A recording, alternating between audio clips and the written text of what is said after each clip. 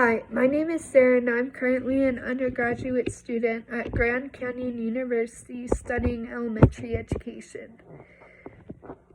The purpose of this video is to discuss the professional disposition of learners as well as to help me reflect on the dispositions I need to work on myself in order to be an effective educator. One of the dispositions I feel that I already possess is high expectations. When I was a young child, I was diagnosed with a learning disability and was told by everyone that I would be unsuccessful when it came to learning. This caused me to hold myself up to especially high expectations when it came to academics, so that I could not only prove to others but also to myself that I was indeed capable of learning. I have learned as a kindergarten paraprofessional that there's not a one-size-fits-all approach to learning. Each kid's going to have different needs when it comes to learning and different tools. And it'll be my job as an educator to make sure that these children have access to these in order to ensure that they are capable of being successful.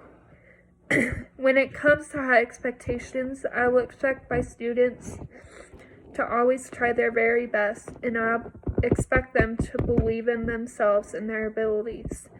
While it is my job as an educator to believe in my students, I also believe it is vital for students to also believe in themselves and their abilities. I also have a huge respect for the diversity of others, as I have always enjoyed getting to learn about various cultures and backgrounds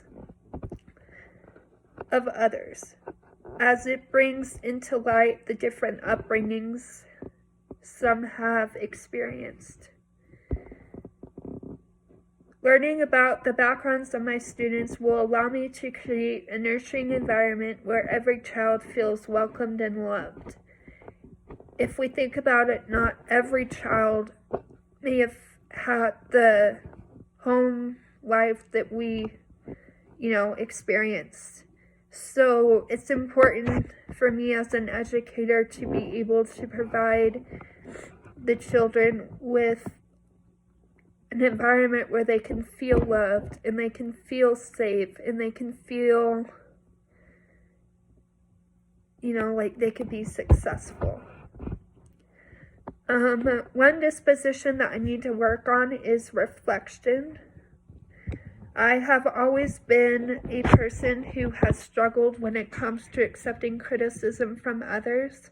However, I want to be the best educator I can be for my future students, and in order for me to achieve this goal, I need to learn to accept criticism,